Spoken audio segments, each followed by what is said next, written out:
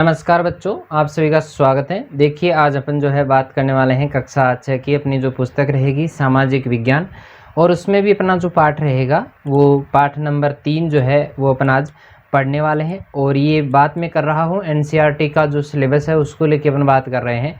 और यहाँ पर जो पाठ दिया गया है वो आपकी कौन कौन सी परीक्षाओं के लिए इम्पोर्टेंट है वो यहाँ पर आपको दिख रहा होगा।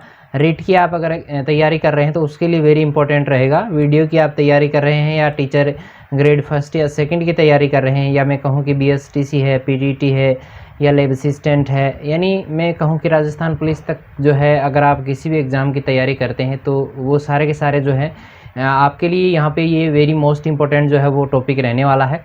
पाठ अपनी पुस्तक से है लेकिन अपनी प्रतियोगी परीक्षाओं की दृष्टि से भी वेरी इंपॉर्टेंट है। कक्षा 6 से 12 के स्टूडेंट हैं तब भी आपके लिए महत्वपूर्ण क्लास रहने वाली है। तो चलिए देखिए अभी जो है शुरू करते हैं आज के पाठ के पहले बिंदु से। पहला बिंदु है कि पृथ्वी की गतियों की अपन आज जो है वो बात करेंगे। ये आपको पूरा का पूरा जो है वो यहाँ पे ग्लोब नज़र आ रहा होगा, ठीक है। तो यहाँ पे देखिए सबसे पहले बात करें तो पृथ्वी की दो प्रकार की गतियाँ होती हैं। कितनी होती है भाई? दो प्रकार की गतियाँ होती हैं। एक गति होती है घूर्णन और दूसरी होती है परिक्रमण। घूर्णन का मतलब घूमना होता है, परिक्रमण का मतलब परिक्रमा या चक्कर लगाना होता है, ठीक है। ये याद रखना है। घूमने का मतलब एक जगह खड़े खड़े घूमने को घूर्णन कहते हैं, और किसी चीज़ के अपन अगर चक्कर लगाते हैं, किसी चीज़ के अगर चक्कर लगाते हैं तो उसे कहते हैं परिक्रमण, ठीक है। परिक्रमा जिसे अपन कहा जाता है। आगे मैं बात करूँ तो पृथ्वी का अपने अक्ष पर जो घूमना है, अक्ष मैंने आपको बताया था 66.5 डिग्री जो है वो पृथ्वी थोड़ी झुकी हुई है, ठीक है। झुकाव जो है अपने को सीधे तौर पे नज़र नहीं आता है। ग्लोब को देखते हैं तो वो ग्लोब कहाँ से झुका नज़र आएगा, क्योंकि उसका कोई बिंदु जो है नहीं है और ना कहीं वो टिकी हुई है। तो अपन अक्ष जो अपन ने माना था पहली कक्षा में अपन ने जो पढ़ा था उसमें बताया था कि अक्ष जो है वो 66.5 डिग्री जो है वो घुमाव बिंदु पे जो है वो अक्ष उसे कहा गया है। और अपने अक्ष पर अगर पृथ्वी घूमती है तो उसे कहते हैं घूर्णन, ठीक है। और पृथ्वी का सूर्य के चारों ओर चक्कर जो है एक स्थिर कक्षा में एक निश्चित जो स्थान है उस पर वो क्या करती है, चक्कर लगाती है, तो उसे कहते हैं परिक्रमण, यानी परिक्रमा करती है। ऐसा अपन सीधे तौर पे माने तो सूर्य की परिक्रमा करती है कौन? पृथ्वी, तो उसे कहते हैं परिक्रमण। देखिए पृथ्वी का अक्ष की अपन फिर से मैं बात बता दूं आपको कि एक काल्पनिक रेखा है, सिर्फ अपन ने एक कल्पना के आधार पर इसको बनाया है। जो इसकी कक्षीय सतह से मैं अगर बात करूँ तो ये 66.5 डिग्री का जो है वो कोण बनाती है, ठीक है। याद हो गया होगा। चलिए, वह समतल जो कक्ष के द्वारा बनाया जाता है, वह समतल जो कक्ष के द्वारा बनाया जाता है उसे कहते हैं कक्षीय समतल। यानी यहाँ पर मान लीजिए ये यहाँ पर इसका कक्ष है, ठीक है, और इसके द्वारा इस कक्ष के द्वारा बनाया गया जो समतल भाग है, समतल भाग में इसकी यहाँ पर कर सकता हूँ, तो ये समतल भाग जो रहेगा वो कहलाएगा कक्षीय समतल, ठीक है। आगे बात करें तो पृथ्वी का आकार गोले के समान होने के कारण इसके एक भाग में दिन और दूसरे भाग में रात होती है। भाई मैं मानूं कि इधर मान लो सूर्य है, इधर क्या है, सूर्य है, तो इधर सूर्य होने के कारण देखिए इस वाला जो इधर वाला जो हिस्सा है इसमें दिन होता है, और इधर वाला जो भाग है इसमें होती है रात। यानी इधर सूर्य का प्रकाश होने के कारण देखिए यहाँ पे आया ना कि गोले के आकार के होने के कारण ये गोल है, इसलिए इधर वाले भाग में दिन होगा तो इधर रात होगी। यानी ऐसा अपन कह सकते हैं कि हमेशा जो है एक तरफ रात होती है और एक तरफ दिन होता है, ठीक है। चलिए आगे मैं बात करूँ तो सूर्य की ओर आने वाले भाग में दिन होता है, जबकि इसके विपरीत जो भाग है उसमें होता है रात, ठीक है। चलिए यहाँ पे देखिए पृथ्वी की गतियों की मैं बात कर रहा था। ये देखिए यहाँ पे दक्षिण ध्रुव है, यहाँ पर उत्तरी ध्रुव है, ठीक है। और यहाँ पर कक्षीय समतल पर लंब, देखिए ये कक्षीय जो है समतल मैंने बताया था, इससे ये लंब जो है वो खींचा गया है। और ये यहाँ पर पृथ्वी का कक्षीय समतल, अगर पृथ्वी का यहाँ पर बात करें, बीच वाले भाग पे बात करें तो पृथ्वी का कक्षीय समतल जो रहेगा वो ये वाला भी रहेगा, ठीक है। और यहाँ पर देखिए मैंने 3 रेखाओं की मैंने पहले भी चर्चा कर ली है। कर्क रेखा थी, अपनी विषुवत है, और मकर रेखा है। उत्तर में जो रहेगी वो कर्क रेखा रहेगी, बीच में जो है वो विषुवत रहेगा, और नीचे नीचे जो दक्षिण वाले भाग में आएगा वो मकर रेखा रहेगी, ठीक है। और ये 66.5 डिग्री का, यानी कक्षीय समतल जो यहाँ पर ये माना है अपन ने, ये जो कक्षीय समतल माना है इस पर पृथ्वी जो है यहाँ पर 90 डिग्री का कोण बन रहा है, ये वाला, ये 90 डिग्री का जो कोण बन रहा है यहाँ पर, ये वाला 90 डिग्री का है, तो यहाँ पर ये 66.5 डिग्री जो है वो थोड़ा सा झुकी हुई है। 66.5 डिग्री जो है वो झुकाव है इसका, इसलिए यहाँ पे ये जो है यहाँ पर इसको थोड़ा सा वो माना गया है कि भाई यहाँ पे अपना जो रहेगा कक्ष रहेगा, ठीक है। चलिए आगे अक्ष रहेगा। और यहाँ पर जैसे मैं बात करूँ, ये उत्तरी ध्रुव है और ये दक्षिण ध्रुव है, तो ये उत्तरी अक्षांश हो गया, ठीक है। ऊपर वाला जो है उत्तरी अक्षांश हो गया, नीचे वाला जो है वो दक्षिणी अक्षांश हो गया। और ये आपको इधर वाला जो भाग जो आपको गहरा काला कलर का दिख रहा है वो आपको प्रदीप्त व्रत जो है वो आगे मैं बताऊंगा अभी सारी चीज़ें। देखिए यहाँ पे मैं फिर कर देता हूँ आपको प्रदीप्त काल क्या होता है कि ग्लोब पर एक व्रत जो दिन या रात को विभाजित करता है उसे प्रदीप्ति का व्रत जो है वो कहा जाता है। यानी एक तरफ अंधेरा है, यहाँ पे रात है और यहाँ पर दिन है, ठीक है। सूर्य इस तरफ है भाई, ये वाला सूर्य है, तो इस तरफ सूर्य का प्रकाश पड़ता है, तो इधर क्या रहता है, इधर दिन है, ये वाला भाग दिन है, और दिन और रात को जो विभाजित करने वाली जो रेखा है वो क्या कहलाएगी, परदीप्ति व्रत कहलाएगी। ठीक है, याद हो गया होगा। चलिए आगे चलते हैं। आगे देखिए कि एक चीज़ इम्पोर्टेंट है कि प्राचीन भारतीय खगोल शास्त्री आर्यभट्ट ने बताया था कि पृथ्वी गोल है और अपने अक्ष पर घूर्णन या घूमती है। ये किसने बताया था, आर्यभट्ट ने बताया था, ठीक है। और पृथ्वी की दूसरी गति जो सूर्य के चारों ओर के कक्ष में होती है उसे कहते हैं परिक्रमण। ये मैंने परिभाषा पहले भी बता दिया आपको। पृथ्वी जो है एक वर्ष में यानी 365 सही 1/4 दिन में सूर्य का एक चक्कर लगाती है। यानी ना तो 366 दिन पूरे लगते हैं ना ही 365 दिन। तो हम लोग क्या करते हैं कि एक वर्ष में 365 दिन मानते हैं। कितने मानते हैं, 365 दिन। तथा सुविधा के लिए 6 घंटे को इसमें नहीं जोड़ा जाता, 6 घंटे को जोड़ते नहीं हैं, ठीक है। 6 घंटे 365 ही कर दिए, 6 चौकी 24 भाई, 4 भागों में इसको डिवाइड किया तो 24 घंटे का एक दिन होता है। तो यहाँ पे 6 जो है सवा यहाँ पे रहेगा 1/4, तो 24 का 1/4 होता है 6 घंटे। तो 6 घंटे इसमें नहीं जोड़ा जाता, तो उसके लिए अपन क्या करते हैं, 6 घंटे नहीं जोड़ने के कारण देखो 6 घंटे जोड़ते हैं अपन 4 साल बाद में, 4 साल बाद में जोड़ते हैं तो वहाँ पर 366 दिन कर दिया जाता है, ठीक है। वो लीप वर्ष है, उसके बारे में मैं आगे जो है बताऊंगा, ठीक है।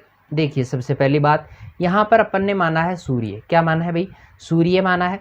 इस तरफ देखिए यहाँ पर सबसे पहले देखिए आप जहाँ से शुरू करना चाहिए, कहीं से भी आपको इसकी शुरुआत कर ले।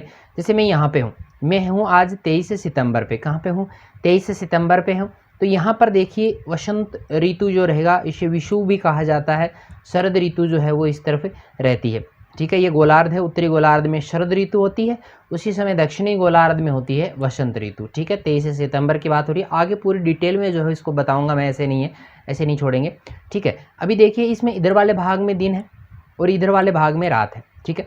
अब 21 जून की बात करते हैं, जब सूर्य होता है उत्तर अयनांत में। उत्तर अयनांत क्या होता है, दक्षिण अयनांत क्या होता है, पूरी बात करेंगे, ठीक है, कुछ भी नहीं छोड़ा जाएगा भाई।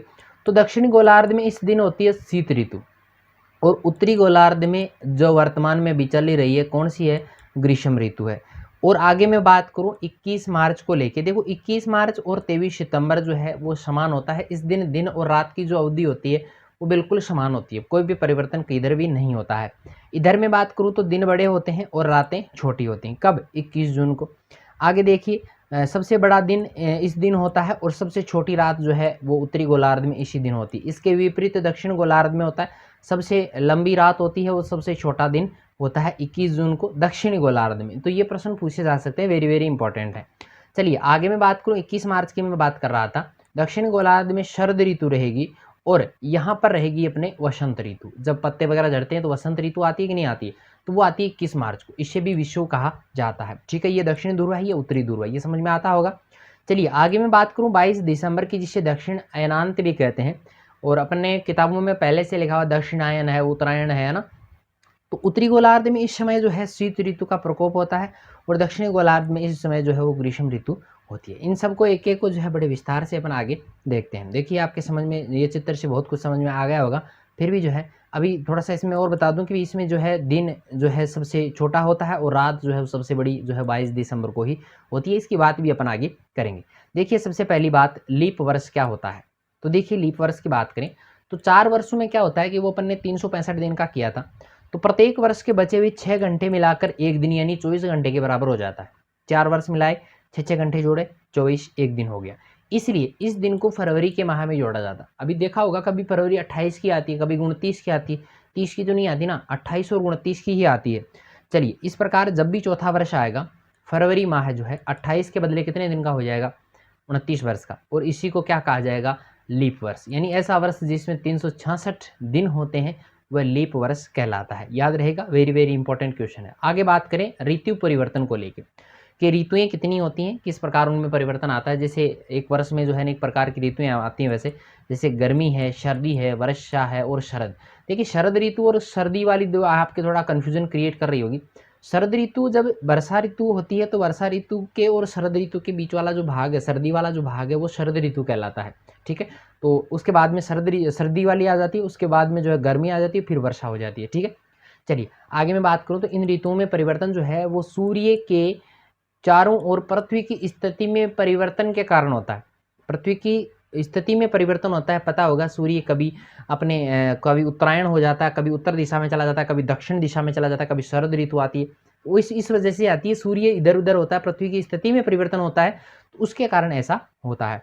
चलिए 21 जून की मैं बात कर रहा था, सूर्य जो है उत्तरी गोलार्ध में जो है झुका हुआ होता है, अभी वर्तमान में झुका हुआ ही है, ठीक है। 21 जून को सूर्य की किरणें जो है कर्क रेखा पर सीधी पड़ती हैं। 21 जून आया नहीं है, अभी मई शुरू चल रहा है ना, तो 21 जून जैसे आएगा कर्क रेखा पर सीधा चमकेगा 21 जून को। और सूर्य के उत्तरी गोलार्ध में होने के कारण उत्तरी ध्रुव की मैं बात करूं तो यहाँ पर 6 महीने का दिन होता है, और दक्षिण ध्रुव पर क्या हो जाएगा, 6 महीने तक रात रहेगी। चलिए विषुवत के उत्तरी भाग में जो है गर्मी का मौसम स्टार्ट हो जाता है, अभी चल ही रहा है, अपने उत्तरी गोलार्ध में है। चलिए आगे बात करें तो 21 जून को इन क्षेत्रों में सबसे लंबा दिन होता है और सबसे छोटी रात होती है। समझ में आ रही होंगी सारी की सारी बातें, बहुत सरल है पूरा का पूरा। चलिए आगे बात करें तो पृथ्वी की इस अवस्था को जो है वो कहा जाता है उत्तर अयनांत या उत्तरायण भी जिसे अपन कहा करते हैं, ठीक। चलिए आगे देखिए 22 दिसंबर को लेकर बात करते हैं। तो सूर्य की किरणें जो है 22 दिसंबर को जो है मकर रेखा पर, मकर रेखा कहाँ है, दक्षिणी गोलार्ध में, तो दक्षिणी गोलार्ध में 23.5 डिग्री जो अक्षांश है जिसे अपन मकर रेखा के नाम से जानते हैं, उस पर जो है जो सूर्य है वो सीधा चमकेगा 22 दिसंबर को। इस समय जो है दक्षिणी गोलार्ध में दिन सबसे लंबे होते हैं और रातें जो है वो छोटी होती हैं। सबसे बड़ा दिन यहाँ पर दक्षिणी गोलार्ध में 22 दिसंबर को रहेगा और सबसे छोटी रात जो है वो इसी दिन रहने वाली है। चलिए आगे बात करें तो उत्तरी गोलार्ध में जो है दिन छोटे व रातें लंबी होती है। इसके विपरीत काम होता है उत्तरी गोलार्ध में, दिन बहुत छोटे होते हैं, रातें बहुत लंबी होती हैं, ठीक है। चलिए ये क्वेश्चन आपको कंफ्यूजन करने के लिए इधर उधर कर सकता है, तो इसको थोड़ा सा ध्यान में रखना है आपको पूरे को। चलिए आगे मैं बात करूँ तो पृथ्वी की इस अवस्था को जो है वो दक्षिण अयनांत भी कहा जाता है। यानी 21 मार्च और 23 सितंबर, दो दिनांक आपको याद रखनी है, 21 मार्च और 23 सितंबर को जो है विषुवत पर जो है वो सूर्य की किरणें सीधे पड़ती हैं, यानी 0 डिग्री अक्षांश पे जो है वो सूर्य की किरणें सीधे पड़ती हैं। तो इस दिन होता क्या है कि इस अवस्था में पृथ्वी पर जो है दिन और रात की जो अवधि होती है वो बिल्कुल समान होती है, कोई बड़ा छोटा नहीं होता है, ठीक है। और इसे जो कहा जाता है वो कहा जाता है विषुव, यानी दिन और रात की अगर पृथ्वी पर स्थिति समान है, समय समान है, दिन और रात का अवधि समान है, तो वहाँ पे जो उसको कहा जाएगा वो कहा जाएगा विषुव, ठीक है। चलिए आगे बात करें तो 23 सितंबर को जो है उत्तरी गोलार्ध में जो है वो शरद ऋतु का आगमन हो जाता है, शरद ऋतु उस समय होती है, ठीक है। और देखिए दक्षिणी गोलार्ध में वसंत ऋतु होती है, और उसी समय यानी 23 सितंबर को ही जो है दक्षिणी गोलार्ध में क्या होगी, वसंत ऋतु होगी, और उत्तरी गोलार्ध में क्या होगी, शरद ऋतु होगी। Very very most important questions ये रहेंगे। चलिए आगे बात करें तो 21 मार्च को स्थिति में थोड़ा सा परिवर्तन होता है और स्थिति इसके विपरीत हो जाती है, यानी 21 मार्च को इसकी विपरीत होती है। 21 मार्च को जो रहेगा वो दक्षिणी गोलार्ध में शरद ऋतु रहेगी, दक्षिणी गोलार्ध में क्या रहेगी, शरद ऋतु रहेगी, और उत्तरी गोलार्ध में क्या हो जाएगा, वसंत ऋतु आ जाएगी। कब, 21 मार्च को। चलिए आज की मेरी आपको ये क्लास कैसी लगी है कमेंट करके जरूर बताएं। अभी बहुत सारे वीडियो जो हैं इस प्रकार के आपके आने वाले हैं, तो इस प्रकार के और भी वीडियोस देखने के लिए आप मेरे यूट्यूब चैनल को सब्सक्राइब जरूर करें। वीडियो अगर पसंद आता है तो लाइक जरूर करें, अपने दोस्तों के साथ शेयर भी करें, और पता ही है आपको कि ज़्यादा से ज़्यादा अपने चैनल को देखना है, ठीक है, और मेरे साथ जुड़े रहना है, तभी जो है अपना चैनल जो है वो ग्रो करेगा, ठीक है। तो चलिए आज के लिए इतना ही, मिलते हैं फिर एक नई वीडियो के साथ में, तब तक के लिए धन्यवाद।